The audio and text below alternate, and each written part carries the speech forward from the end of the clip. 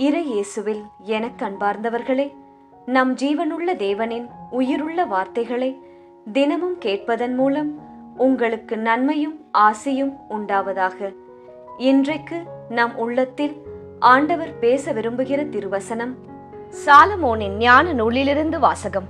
12ஆம் அதிகாரம் 18ஆம் திருவசனம். நீர் ஆற்றல் மிக்கவராயிருப்பதால் கனிவோடு தீர்ப்பு வழங்குகிறீர், மிகுந்த பொறுமையோடு எங்களை ஆள்கிறீர். இறை இயேசுவில் எனதருமை நண்பர்களே, உங்கள் அனைவருக்கும் நம் இயேசுவின் அன்பை உரித்தாக்குகின்றேன். இன்று ஆண்டின் பொதுக்காலம் 16ஆம் வாரம் ஞாயிற்றுக்கிழமை. இன்றைய நாளில் தங்கள் பிறந்த நாள் மற்றும் திருமண நாளை கொண்டாடும் அனைவரையும் இறை இயேசுவின் அன்பும் ஆசிர்வாதங்களும் நிறைவாய் சேரட்டும். தங்களுக்கு நெருக்கமானவர்களின் பிரிவால் வாடும் நபர்களையும் இறை இயேசுவின் வியாகுல அன்னையின் ஆறுதல் போர்வையாய் மூட வேண்டுமாய் மனமாற ஜெபிக்கின்றேன். நண்பர்களே, எப்படி இருக்கின்றீர்கள் என்று ஞாயிற்றுக்கிழமை குடும்பமாய் திருப்பலிக்கு சென்று வர ஞாபகப்படுத்துகிறேன். நம் ரோசரி பிரேயர்ஸ் குடும்பத்தார் அனைவருக்காகவும் விசேஷமாக நானும் ஜெபிக்கின்றேன். சரி நண்பர்களே, இன்று ஆண்டவர் நம்மோடு என்ன பேசுகிறார்? இறுதியில் மிஞ்சுவது வருடங்களின் எண்ணிக்கை அல்ல, அதில் நாம் வாழ்ந்த வாழ்க்கை மட்டுமே. முதலில் தன்னை மாற்றிக்கொள்ள தயாராக இருப்பவனே உலகை மாற்ற தகுதியுடையவனாம். நாம் எத்தனை ஆண்டுகள் வாழ்ந்தோம் என்பது முக்கியம் அல்ல நண்பர்களே, அந்த ஆண்டுகளில் எத்தனை இதயங்களை தொட்டோம், எவ்வளவு அன்பு செய்தோம், எவ்வளவு நன்மையை விதைத்தோம் என்பதுதான் உண்மையான வாழ்க்கையின் அளவுகோலாம். உலகம் மாற வேண்டும் என்று விரும்புவதற்கு முன் நம் இதயம் இயேசுவால் மாற்றப்பட அனுமதிக்க வேண்டுமாம். ஒரு மாற்றப்பட்ட வாழ்க்கை 1000 வார்த்தைகளை விட வலிமையான சாட்சியாக இருக்கும். ரோமர் 12ஆம் அதிகாரம் 2ஆம் வசனம் சொல்லுகிறது, இந்த உலகிற்கு ஒத்த வேஷம் தெரியாமல் உங்கள் மனம் புதிதாக்கப்படுவதினாலே மறுரூபமாகிறீர்கள் என்று. வாழ்க்கையை ஆண்டுகளால் எண்ணாதீர்கள், இயேசுவுக்காகவும் உங்களுக்கு பிரியமான மனிதர்களுக்காகவும் வாழ்ந்த அர்த்தமுள்ள தருணங்களாக எண்ணுங்கள். சரி நண்பர்களே, இன்றைய முதல் வாசகம் என்ன கூறுகிறது? வலிமையின் உச்சம் தண்டனையில் அல்ல, இரக்கத்தில் உள்ளது. இன்றைய முதல் வாசகத்தில் இறைவனின் ஒரு அழகான பண்பை நாம் காண்கிறோம். நீர் ஆற்றல் மிக்கவராய் இருப்பதால் கனிவோடு தீர்ப்பு வழங்குகிறீர், மிகுந்த பொறுமையோடு எங்களை ஆளுகிறீர். பொதுவாக மனிதர்கள் வலிமை கிடைத்தால் மற்றவர்களை அடக்க நினைப்பார்கள். ஆனால் இயேசுவின் வலிமை இரக்கமாக நமக்கு வெளிப்படுகிறது. தண்டிக்க அதிகாரம் இயேசுவுக்கு இருந்தும் மனம் மாற நமக்கு ஒரு வாய்ப்பை தொடர்ந்து அளித்து கொண்டே இருக்கிறார். எத்தனை முறை நாம் தவறு செய்திருந்தாலும் இயேசு உடனே நம்மை ஒதுக்கி விடுவதில்லை, தண்டிப்பதில்லை. அவர் காத்திருக்கிறார், அழைக்கிறார், மன்னிக்கிறார், மீண்டும் ஒரு வாய்ப்பை கொடுக்கிறார். அதனால்தான் இந்த வாசகம் நமக்கு நினைவூட்டுகிறது, இயேசுவின் நீதி இரக்கத்தால் நிறைந்த நீதி. நாம் இயேசுவின் பிள்ளைகள் என்றால் நம் வாழ்க்கையிலும் அந்த இரக்கம் வெளிப்பட வேண்டும் நண்பர்களே. ஒரு சிறிய குழந்தை நடக்க கற்றுக்கொள்ளும் போது பல முறை கீழே விழுகிறது. அப்போது தாய் கோபப்பட்டு அதை தள்ளி விடுவதில்லை, மீண்டும் கைப்பிடித்து எழுப்பி நடக்கச் சொல்லுகிறாள், உதவி செய்கிறாள். அதே போல நாம் தவறி விழும்போதெல்லாம் இயேசு நம்மை தள்ளிவிடாமல் மீண்டும் எழுந்து நடக்க துணை செய்கிறார் என்று ஒரு நிமிடம் சிந்திப்போம். என்னிடம் தவறு செய்தவர்களை நான் மன்னிக்க தயாராக இருக்கிறேனா? அல்லது எனக்கு ஒரு வாய்ப்பு கிடைத்தால் அவர்களை பழிவாங்க ஏங்குகிறேனா என்று நாம் சிந்திக்க வேண்டுமாம். சரி நண்பர்களே, இன்றைய 2ஆம் வாசகம் என்ன கூறுகிறது? தூய ஆவியார் தாமே நமக்காக பரிந்து பேசுவாராம். தூய ஆவியார் வாக்கு கடங்கா பெருமூச்சுகளோடே நமக்காக வேண்டுதல் செய்வார். தினமும் நாம் தாய் மரியிடமும் இயேசுவிடமும் ஜெபிப்பதைப் போல தூய ஆவியாரிடம் நிஜமாக ஜெபிக்க வேண்டும்.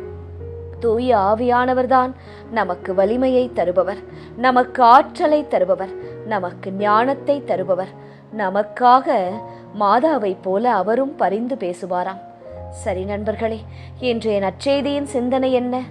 அவசர தீர்ப்பு அல்ல, பொறுமையான அன்பே இயேசுவின் வழி. இன்றைய நற்செய்தியில் நல்ல விதைகள் விதைக்கப்பட்ட வயலில் களைகளும் வளர்கின்றன. பணியாளர்கள் உடனே அவற்றை பிடுங்க நினைக்கிறார்கள். ஆனால் நிலத்தின் உரிமையாளர் சொல்லுகிறார், அறுவடை வரை இரண்டையும் வளர விடுங்கள் என்று. இது நம் வாழ்க்கையை பற்றிய ஒரு ஆழமான பாடம். நம்மிலும் நல்ல குணங்களும் இருக்கின்றன, சில பலவீனங்களும் இருக்கின்றன. மற்றவர்களிடமும் அதே நிலைதானே. நம்மிடம் மட்டும் குறைகள் இருக்கலாம், ஆனால் நம்மோடு வாழ்பவர்களிடம் மட்டும் எந்த குறையும் இருக்கக்கூடாது என்றால் எப்படி? பல நேரங்களில் ஒருவரின் ஒரு தவறை பார்த்து அவரையே நாம் முழுவதுமாக தீர்ப்பிடுகிறோம். நம் குடும்பத்தில் இப்படியெல்லாம் நடப்பதற்கு நீதான் காரணம் என்று அந்த மனிதரை நாம் கார்னர் பண்ணுகிறோம். அப்படி செய்யக்கூடாது நண்பர்களே. நாம் மாற வேண்டும், புரிந்து கொள்ள வேண்டும், ஏற்றுக்கொள்ள வேண்டும். மனிதனின் இன்றைய நிலையை மட்டும் நாம் பார்க்கக்கூடாது. நாளைய மாற்றத்தையும் எப்படி இயேசு பார்க்கிறாரோ அதே போல நம் குடும்பத்தில் ஒருவர் தவறு செய்துவிட்டார், அதனால் இழப்பு வந்துவிட்டது என்றால் சண்டை போடாமல், கோபித்து கொள்ளாமல் ஒருமுறை விட்டு கொடுங்கள். அடுத்த முறை அவர்களே புரிந்து கொள்வார்கள். அப்படி செய்ய மாட்டார்கள். ஒரு தோட்டக்காரர் சிறிய செடியின் உலர்ந்த இலைகளை பார்த்தவுடனே முழு செடியையும் வெட்டி எறிய மாட்டார். தண்ணீர் ஊற்றி உரமிட்டு கொஞ்ச நாள் காத்திருப்பார். ஏனெனில் அந்த செடி மீண்டும் துளிர்க்கும் என்று அவருக்கு தெரியும். அதே போல நம்மை இயேசு ஒருபோதும் கைவிடுவதில்லை. நாம் மாற முடியும் என்ற நம்பிக்கையை அவர் இழப்பதும் இல்லை. ஒரு நிமிடம் சிந்திப்போம் நண்பர்களே. பிறரின் தவறுகளை பார்த்த உடனே தீர்ப்பிடுகிறோமா? அல்லது பொறுமையோடு அவர்களை மன்னித்து அவர்கள் திருந்த ஒரு வாய்ப்பு தருகிறோமா என்று சிந்திக்க வேண்டும். சரி நண்பர்களே, இன்றைய திருப்பாடல் வழி ஜெபிக்கலாமா? தயாராக இருக்கிறீர்களா? இறைவன் நம்மை அவசரமாக தீர்ப்பிடுவதில்லை, அன்போடும் பொறுமையோடும் வளரச் செய்கிறார். இயேசுவே, நீர் எப்படி எங்கள் மத்தியில் பொறுமை காக்கிறீரோ, நாங்கள் செய்த தவறுகளை மன்னித்து மீண்டும் ஒரு வாய்ப்பை எங்களுக்கு தருகிறீரோ, அதே போல நாங்களும் பொறுமை காக்க, பிறருக்கு ஒரு வாய்ப்பு தர எங்களுக்கு நல்ல மனதை தாரும். மனிதன் தவறை பார்க்கிறான், இயேசு மாற்றத்தின் வாய்ப்பை பார்க்கிறார். இயேசுவே, உம்மிடமிருந்து நாங்கள் கற்றுக்கொண்டு எங்களுக்கு தவறு இழைப்பவர்களை, எங்களை துன்பப்படுத்துகிறவர்களை, காயப்படுத்துபவர்களை, நாங்கள் செய்யாத தவறுக்கு குற்றம் சாட்டுபவர்களை மறுவாய்ப்பு தந்து அவர்களை ஏற்றுக்கொள்ள, புரிந்து கொள்ள, மன்னிக்க எங்களுக்கு அன்பான இதயத்தை தாரும். உமது பிள்ளைகளாகிய நாங்கள் உம்மை போல வாழ முயற்சியாவது செய்ய வேண்டும். நாங்கள் ஒரு அடி எடுத்து வைத்தால் எங்களுக்காக நீர் 100 அடி எடுத்து வைப்பீர். பிறரை மன்னிக்கும் மனதோடு இந்த வாரம் முழுவதும் நாங்கள் வாழ கிருபை செய்தரணும். எங்களது அன்பையும் மன்னிக்கும் மனதையும் ஏற்றுக்கொள்ளும் மனதையும் பார்க்கும் நீர் எங்கள் தவறுகளை மன்னித்து எங்களை ஏற்றுக்கொண்டு ஆசிர்வதிப்பீர். இந்த வாரம் முழுவதையும் உமது கரங்களில் ஒப்படைக்கிறோம் ஆண்டவரே. நீர்தான் எங்கள் தேவைகளை சந்திக்க வேண்டும். நீர்தான் குடும்பத்தையும் பணியையும் நடத்த வேண்டும். நீர்தான் பிள்ளைகளையும் குடும்பத்தார் அனைவரையும் பார்த்து கொள்ள வேண்டும். போகிற வருகிற வழியிலே காத்து கொள்ள வேண்டும். சகல ஆபத்துக்களிலிருந்தும் எங்களை தற்காத்து கொள்ள வேண்டும். ஒவ்வொரு நாளும் நாங்கள் ஜெபிக்க மறக்கக்கூடாது. ஒரே ஒரு ஜெபமாலையாவது தினமும் செய்து ஒப்பு கொடுக்க வேண்டும். அப்போதுதான் நாங்கள் தாய் மரியின் பரிந்துரையிலும் பரிசுத்த ஆவியானவரின் வல்லமையிலும் தங்கியிருப்போம் என்பதை நாங்கள் மறவாத பிள்ளைகளாக இருக்க வேண்டும். எங்கள் அடுத்த தலைமுறைக்கும் பிள்ளைகளுக்கும் ஜெபத்தின் வலிமையை எங்கள் நன்னடத்தையின் மூலம் நாங்கள் கற்றுக் கொடுக்க வேண்டும். இயேசு கிறிஸ்துவின் பெரிதான நாமத்தின் நிமித்தம் ஜெபிக்கிறோம். ஆமென்.